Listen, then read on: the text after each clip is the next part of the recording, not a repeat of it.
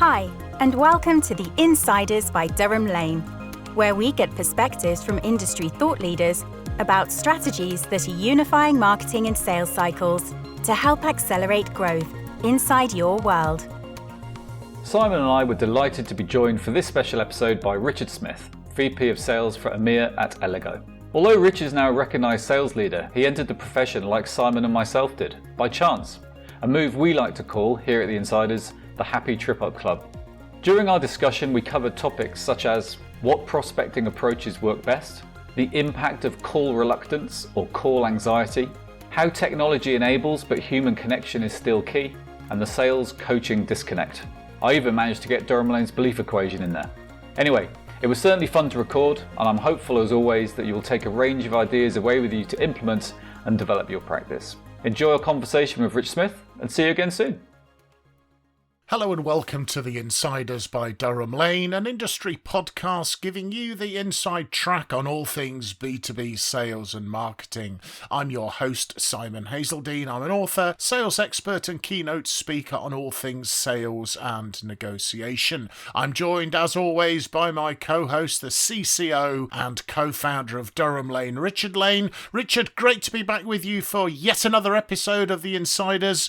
Could you tell us a little bit more about Durham Lane before you introduce our guest, please? Yeah, hi Simon. Great to be back in the Insiders podcast studio. Very quickly on Durham Lane, we're an integrated sales and marketing agency. What do? Well, we help our customers create always-on channels of meaningful, well-qualified sales opportunities that business development teams love to close. So today's conversation, I really think is going to be very meaningful in helping us achieve some of those goals. So thrilled to be joined by Richard Smith, VP of Sales EMEA for Allego. So Rich, welcome. Really pleased to have you on the podcast and looking forward to the conversation. So I'm going to hand back to Simon, and Simon's going to get us started. And off we go. Wonderful. Thanks, Richard. And Rich, and we've got two Richards. I think one's a Richard and one's a Rich. We had two Simons on a previous episode, so this might cause us logistical challenges. We'll stick with Rich if that's okay. Rich, what we always ask our guests to do, just give us a little background, how you came to be in the role you're in currently. Yeah, well, delighted to be here, gentlemen. How I landed where I am today is, I guess, off the back of a 13-year career in sales where, like many, I kind of found myself leaving university with a, quite frankly, pretty useless degree by the end of it, realizing I was too thick to become a developer. And so I sort of fell into sales because one of my friends said, hey, you be good at sales, without any sort of real rationale or reason behind it. So started life as what is commonly known as an SDR these days, but it wasn't so much known as that back in those days, working for a small software startup in the Northeast. Basically, I guess, ground my way through a couple of years doing that role, booking meetings for sales consultants in the team. Kind of progressed to sort of closing my own small deals over the phone, realized I could do that, and then kind of worked my way up to, I guess, more of a full cycle sales rep in that regard. And then after that, I was very fortunate to co-found a startup company called Refract. I think in that period of that sort of 4 or 5 years of building that company, I feel like I learned more about sales in that period of time than the 6 or 7 years before that. Yeah, that company was a great journey. We sort of grew that business from just the two of us to a team of 30 odd people, and then we were acquired by Allego, who I now work for, in the end of 2020. And so my role here is all about just growing and building the revenue organization in EMEA from a pretty successful North American business, I'd say, who are looking to expand their footprint in other parts of the world. So that's the 2-minute story. Wow, wonderful. That must have been a fantastic journey. And Richard, we have yet another member of what we refer to as the Happy Trip Up Club. So yes, we sort of end up in selling by accident. So Rich, I was also told I should be in sales, but they did qualify it for me. They said, because you talk a lot, which actually probably wasn't the best advice I've ever had. Great to have another Happy Trip Up Club member on the Insiders. In our pre interview, Rich, before we came on air, we were discussing that some channels of prospecting are more effective than others. And I know this is a subject close to your heart. I've been taking a good look at your book, Problem Prospecting, and that covers a variety of different prospecting methods. To bring this all sort of right up to 2023, what's your perspective on what's working from a prospecting point of view right now? Firstly, what I would say is I feel like, given a lot of the stuff I post on LinkedIn, I maybe have this image of this person who is all about, cold calling, the phone's the only thing that works, when actually the reality is not that. I still believe that the phone as a channel when it comes to prospecting is alive and well, and I see that in the data in our own team. So it's not just my hypothesis. I see this in the pipeline that we create as a business using the phone. But I do feel like the route to a successful prospecting strategy is using all these channels that are now available to us. Even when I started in the role, there was pretty much two channels. You had the phone and you had email, and that was it. And I think there's so many other methods at people's disposal now to break through the noise. So, and I kind of touch upon these in the book. You've got, obviously the phone, you've got email, you've got social, you've got direct mail, you've got video, you've got audio notes, you've got text messages. Like, the truth of the matter is that if you just rely on one channel, you're not going to maximize your potential, because here's the reality. Some people will never, ever answer their phone. I see it. People say out loud, they say, hey, if I get a call on my mobile from a number I don't recognize, I'm simply not answering it. So of course the phone just will not be a successful channel with that prospect. So the key is making sure that you use the right blend, but also spending more time on the channels that you do have most success on. I think it'd be wrong to say that you do an equal split across all channels. I think over time you will find one channel that really gives you the biggest bang for your buck, and that's the one that you should obviously invest more time doing. And I guess, your comment's really, really critical, isn't it? That no one channel works for all types of customers. And so there is a certain amount of experimentation, which, and having a look and seeing what works. But also it was just interesting on reflecting your comment that you say to somebody the telephone, and they say, I never answer my telephone to those sort of calls. And they apply that to everybody else. And that's actually not true, is it? Because, I never answer a sales email, or I never answer this, but lots of other people do. And I think that sometimes is used as a bit of an overgeneralization, isn't it? 100%. I hear a lot of people saying cold calling doesn't work anymore. You've got data to say it does, Rich. Yeah, I mean, quite frankly, if people say it doesn't work, it is a lie, and I can prove that lie by showing people that we book meetings on the phone, so it's too much of a blanket statement to make. And I do feel that typically that comes from, I think, a couple of places when people make those statements. What they're saying is, I wouldn't like to be prospected via that channel myself. Or B, they simply aren't that effective with that channel, right? And they may have tried it, they may feel like it makes them uncomfortable, they maybe understand that they're not actually that skillful using that method, and so they just assume that it doesn't work. Most things don't work if you're not that good at them, quite frankly. It's too much of a blanket statement, and again, I kind of look at the data in my company across our entire pipeline where we generate meetings from. 50% at least of those meetings come from the phone. It's a very, very strong channel for us. Yeah, so I mean, I think it's I'm a big fan of using data when you're working with sales and salespeople.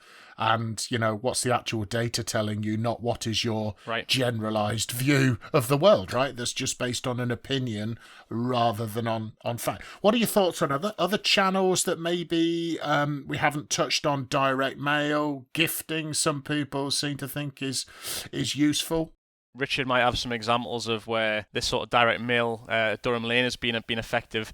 Something that we haven't tried so much, but I'll tell you one story. I was in the office of my former colleague Mark Akers this week, and he held up this tea towel. And he was like, look at this. I was like, what is he showing me? This tea towel that's had this almost like a written note on this tea towel. I was like, what is it? And he was like, well, read it. And it was basically a tea towel with a handwritten with a marker pen on it. It was a guy trying to sell to Mark, and Mark said, how could I not respond back to this guy who's got the effort? And I just thought, wow, it obviously takes effort, but I was thinking, let's just say that took the guy who sent that tea towel. Let's imagine all in, going to buy the tea towel, writing the note, packaging it up, going to the post office. Let's say it took him 2 hours to do that. Some people would say, you can't spend 2 hours doing that. Whereas it might be the same person who spent 2 or 3 hours blasting out emails that hasn't had one response, yet the guy who went to the effort of sending that Mark that tea towel got a good outcome.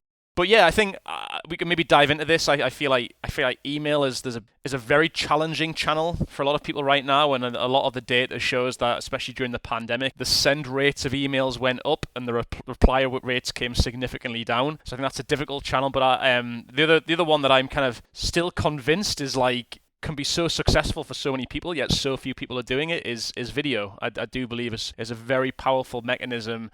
Not many people are leveraging, but everybody that I hear that receives these videos are watching them and are responding to them. So that's something for anybody listening to this and who prospects to take note of. One of our enterprise customers attributes the video message our BDM sent to him as the reason that we have the contract and now we work across multiple divisions. What a story. A couple of thoughts on this part of the conversation. One, mantra number one, business fit, business value. There's no point hammering someone with phone, omni-channel, whatever, if there isn't a fit and there's no value that you can offer. So I think we sometimes forget that as well. And isn't it funny how, I used to use a slide in training saying, a little image, it was a cartoon of someone getting loads of emails and feeling bogged down and then receiving a letter and going, oh, a letter just for me. And it's one of those things where, we're sort of full circle. And when I was in corporate life, so, a while ago, selling global software solutions, I used to text my stakeholder because that was the way that she would respond. And so texting's not new, but I think what is new is people feel comfortable doing it because it all lands up on the same machine. So people might say, I don't answer my phone, but they do if they answer to a text. So again, it's sort of, to Rich's point, it's trying out what works. And I love your comment. Most things don't work if you're not very good at them, because that's totally the point. And that's the same thing when it comes to direct mail. We've got some awards for one of the campaigns we did, and we won a global account on the back of it, and just piqued his interest enough to get into a conversation, to show that we were relevant, to be able to tell some stories, to be able to talk about value, and the sales conversation commences. Was this your pizza mailing, I think, Richard? Yes. So we sent a pizza bot. It was dead cheap to run as a campaign. Massive ROI because it was cheap and it landed a contract. And it was a pizza box with a picture inside, a voucher to to get a Domino's on the back of have a conversation with us. But more importantly, this is why we want to have the conversation. Yeah. That's the important bit. Quite like the tea towel idea, as long as the fit's there.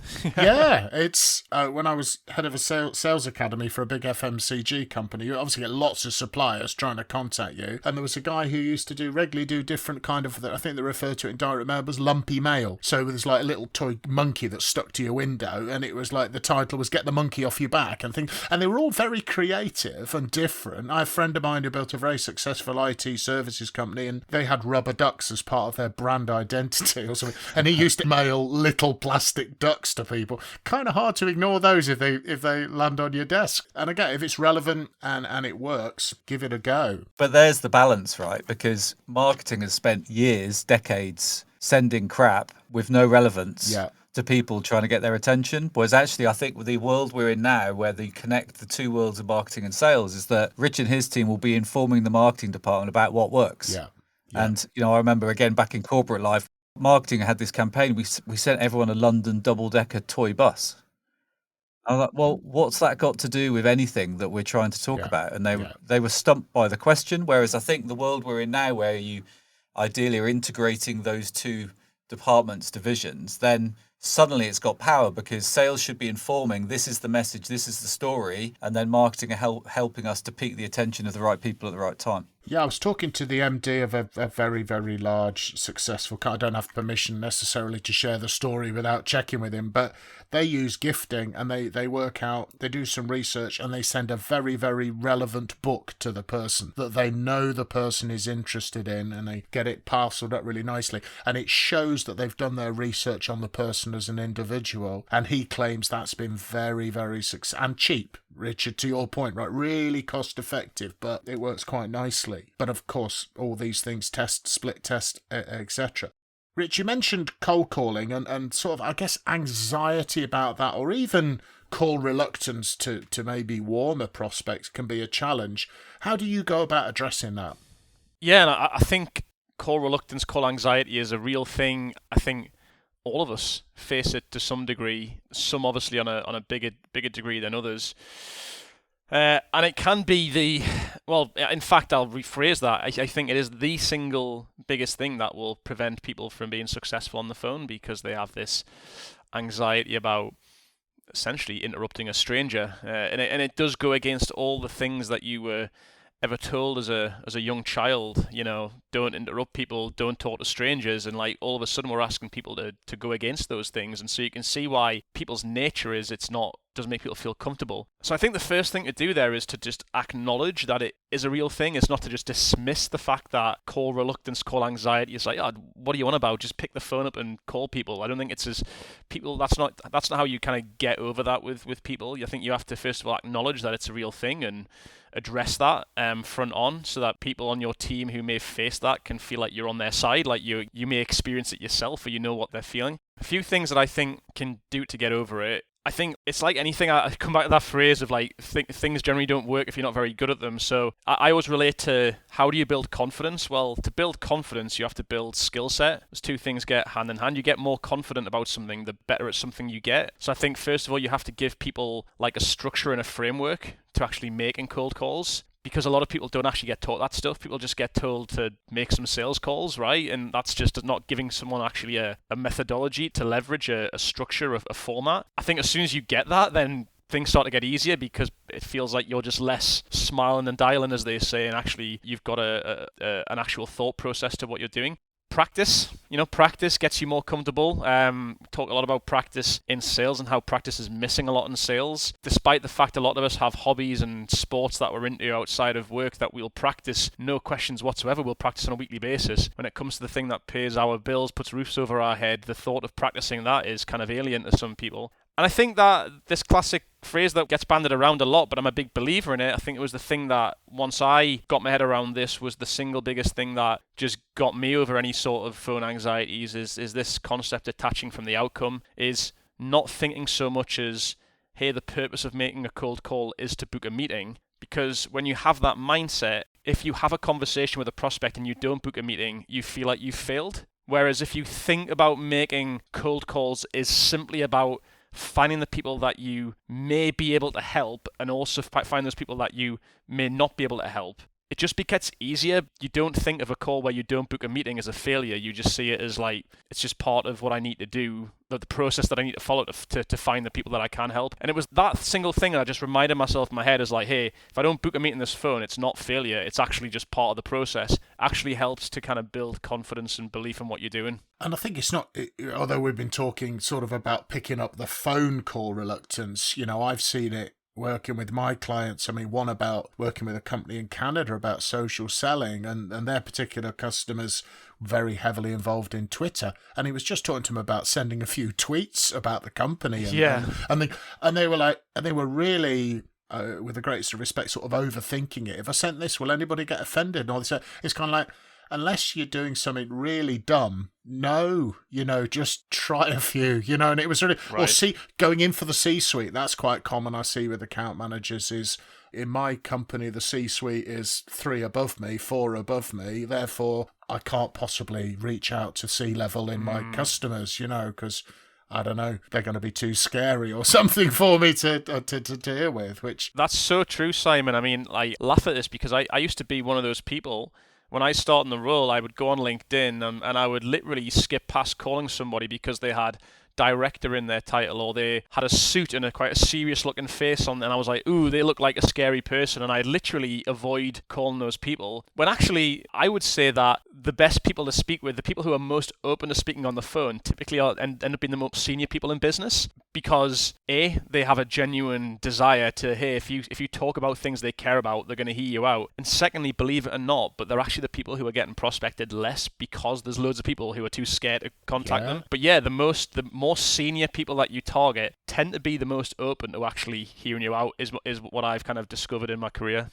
when I had a proper job in a large corporate, when I first started having to go into senior leader and exec team meetings and present, and I realised how badly behaved they were. It was just like normal chaos of any meeting, and you kind of go, and these are the people I was worried about, right? They're poking fun, they're having fun with each other, they're laughing, and you kind of go, well, this is not what I expected, right? They're just, and like maybe it's an uncrowded road, right, for folks like you say, they're not getting caught. And technology is obviously a big thing for lots of listeners to the Insiders, Rich. And how do you view the role of particularly, say, sales enablement technology in enhancing sales performance? Yeah, and obviously the natural thing for me to do here would be to drink the Kool-Aid and to say how great it is, because that's that's the business that I've been in the last 7 or 8 years is specifically selling software that's all about improving sales effectiveness as a umbrella sort of way of thinking about it. What I would say to preface this is that you use the word there, an enabler, Simon, and that's the word that I would describe. It's never the solution. It's never like the only solution, because I still think that when it comes to improving performance, we still need the human element. We still need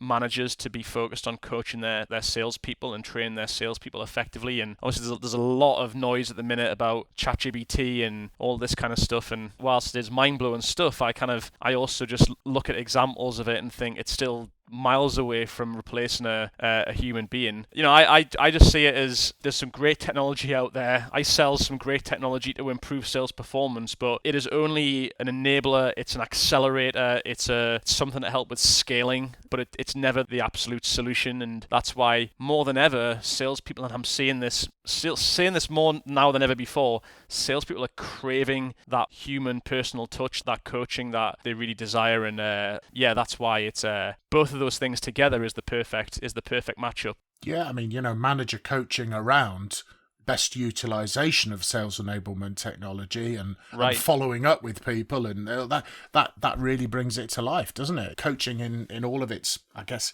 manifestations, critical. And Richard, I know you got an amazing example from Durham Lane in terms of how you get people to be sort of C-suite outreach competent in a pretty amazing period of time, Richard. Yeah, do you want to just enlighten our listeners on that one? Yeah, sure, Simon. And it sort of ties together the last couple of points, actually, because Richard's mentioned, we have at Durham Lane something, you might remember it, called the belief equation. So belief plus knowledge gives you confidence. Times that with understanding, putting your feet in the shoes of the prospect. That's what I believe creates high performance. And then it's the frameworks and tool sets that help you get there, plus the technology is the enabler, the accelerator, the scaler to help make it happen. I always talk at Durham Lane about people being our software.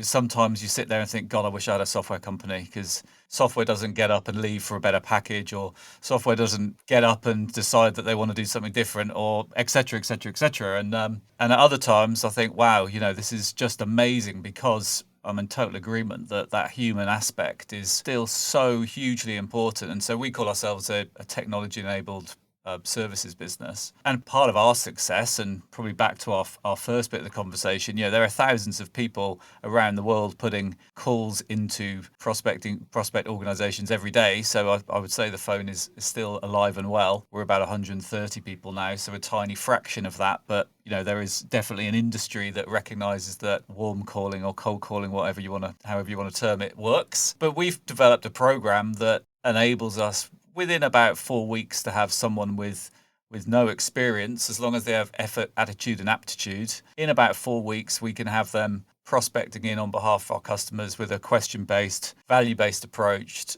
using our selling at higher level methodology into the C-suite. And I love Rich's thought that, this is what we talk about as well. It's if every call was about getting a meeting, we'd all be hugely unsuccessful. It'd be very hard, wouldn't it, to think about? It'd be very hard to have a really successful day if every call, the outcome was meant to be a meeting. But therefore, what do we challenge ourselves on? What are the success points along the journey to the meeting? So we've developed that out. It means that you have to get people in deep from day one. We use the 70-20-10 learning model to help embed skill and knowledge, and it is, unfortunately, in life, practice makes perfect. It's always been just a frustration, isn't it? That I just know that to get better I need to practice something. You've got one-to-one sort of human coaching, Richard, all throughout this process. Yeah, and spoiler, we use the technology from Allego, so we use the conversation intelligence platform, because what does that help us do? Well, it helps us to accelerate learning, but also it helps us to share best practice, and that's the big game changer in the use of tech in our world. Is you don't just have to sort of hear it through the grapevine anymore. You can actually go in and a new starter could go and listen to 50 great call openings over an hour or whatever. Whereas in the past, I would have to listen to what my mate was doing on the other side of the sales floor. Yeah, yes, takes some of the guesswork out of it. Yeah, it's a fantastic case study from sort of like standing start to 4 weeks, C-level competent and confident. But it's mindset, isn't it? It's mindset and belief. And are they the finished article? No, because I don't think anyone is. But can they have a professional outreach conversation? Yes. And Richard, just connecting your comment about software doesn't get up and leave, and Rich's comment about particularly during the pandemic, that human contact piece.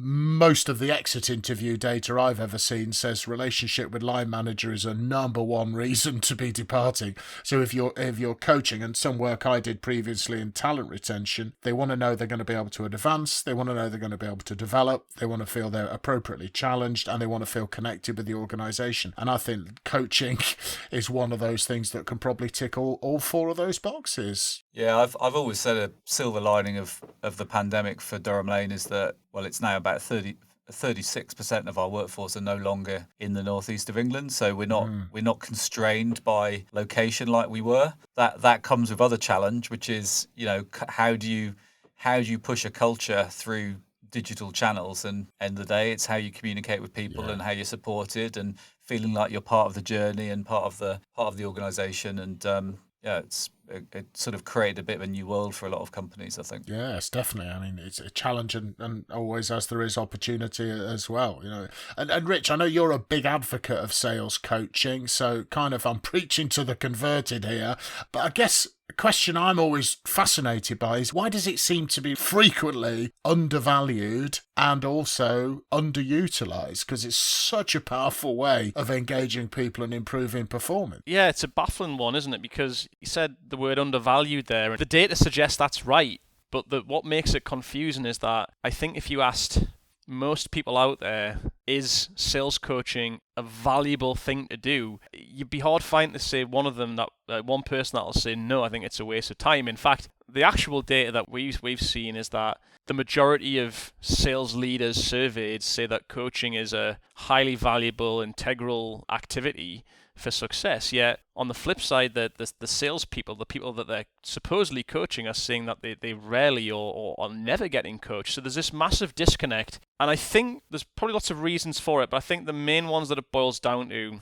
I think people kind of kid themselves that they're spending time coaching when they probably aren't. They just kind of one of those things that it makes them feel better to feel like they say they're doing it. But the other side of it is, I think a lot of people feel like what they're doing is coaching, but that's not being perceived in the same way by the people that they are coaching. And a lot of when you dig into that, I think a lot of the sales leaders feel that they're coaching. What their salespeople are actually seeing is, I'm being interrogated on my deals, I'm being challenged on, why haven't you made this many calls today? I'm going to virtual meetings or face-to-face meetings with my manager, and they're there as a support mechanism, but in reality the manager has taken over the sales call in the sales meeting. I think when you look at all these things, there's this massive disconnect. I think the other side of it, the more nuanced side of it, is that a lot of managers aren't taught how to coach. It is actually a skill that you have to develop. I'm always trying to get better at it myself. I know that I still fall down some of the kind of the sins of coaching as I would describe it, but I try and work at those things. But the data also doesn't lie, that says when people get regular effective coaching, all the metrics go in the right direction, and to such an extent that coaching has such a monumental impact on performance that the C-level in every business should pay notice to it, because it can move the share price, quite frankly. So yeah, I know that I've chucked a lot there, but yeah, there is that disconnect between people believing that it's valuable, but actually the reality as it plays out doesn't necessarily back that up. I think it sometimes is people think it takes a lot longer than in reality it actually does, and drip feeding coaching is also a very effective thing to do. It doesn't have to be, right, now let us get 45 minutes in the diary for coaching. Yeah. It's in the moment, isn't it? And it just becomes the way it is in the company. I mean, I've bleated on about this for, now it'll be 14 years, but it's no one ever recommends sales to anyone. Where do we start this call? The Happy Trip Up Club, right? So no one recommends sales as through an education channel. There are lots of reasons for that. We can go into it another time. Therefore, it's not seen as a profession in the formal sense. And when you have a profession, you have frameworks and you have structure and you have ways of doing things. So you'll have continual development, you'll have CPD, you'll have whatever, you'll have structured frameworks there. Sales, that doesn't exist. So when the pressure's on, the sales manager is just looking at the number. And when they're doing sales coaching, they're just used to looking at the number. And frankly, that's probably what they're most bothered about. And so they haven't been trained how to coach.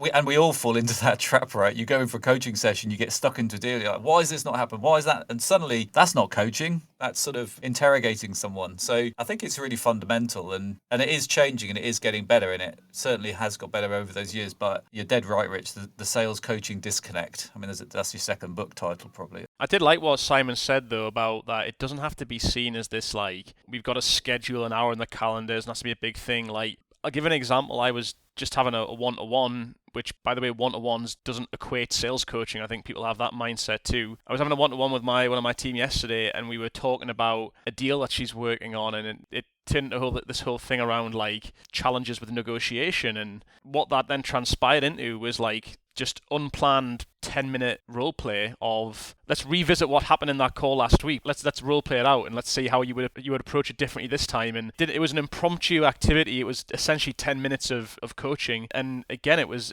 dynamic, it was relevant, it was based on something that she's working on at the minute. It didn't have to be this big thing. Yeah. But at the end of it, I always finish every coaching session as, was that useful? Was that helpful? The answer you're looking for is, of course, yes, if it's because you want to make sure the only person that can decide if coaching was helpful is the person that you coached. Yeah, it's, like I say, just slide easily into it, and I think also sellers will often be entirely oblivious that actually quote unquote coaching is taking place. They just think it's been a really useful conversation that's helped them to overcome a problem, overcome a challenge, and they want more of it as well. That's the other thing. I think that's I always say to sales managers, sales leaders, when they come hunting you, then because they want to have a conversation, as in they want to be coached, then you really know you're getting somewhere. Yeah.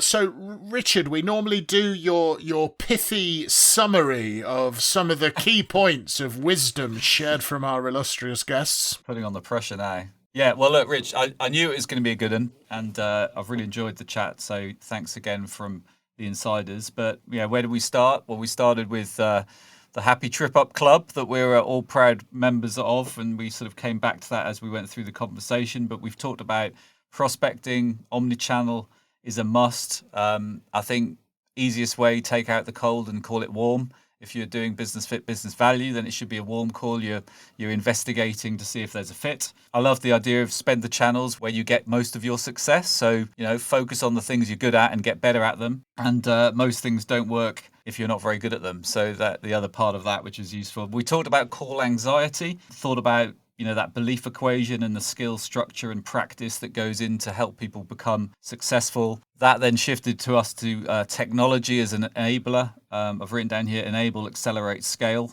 And the human, what are you trying to enable, accelerate, scale? Where you're trying to do that with human effectiveness. And then finally, we looked at the value of sales coaching and, the sales coaching disconnect. And I guess I've sort of thought about this a lot over the years. And one thing we were saying there, I wonder if the disconnect isn't quite as big as we think, because perhaps people just don't realize that they're in a coaching environment. And in a way, that's sort of what you're looking for, right? Is you're not looking for someone to go, oh, I get coaching. You want them to just think, I'm always supported wherever I go. And perhaps that sort of coaching environment is the nirvana for us to build in our sales organizations, so that everyone is continually looking to improve their practice. So that would be an amazing place for us to head towards. Absolutely. Thank you, Richard. And Rich, just before we go, final question for you, which is often one of the more challenging ones. We're building the Insiders Spotify playlist, and we ask every guest to add a song. What is your chosen song, Rich, you're going to add to this very eclectic, I ought to say, playlist? Yeah, as you can imagine, I had sleepless nights trying to think of this because it was so hard to pick one. But the song I'm going to put forward is by a band called the Gaslight Anthem, who are one of my favourite bands. They're from New Jersey in the US, more of a kind of Americana sort of rock band. And they've got tons of great songs, but I'll chuck forward the song 45, the number 45 is one of my favourite songs that they and it's, if you want to do a cold calling session, just blast that on and you'll be ready to go. So is that's your motivational track? I've not heard of them, so that'll be a good one. So that is Rich's motivational booster prior to hitting the phone, folks. So thank you very much.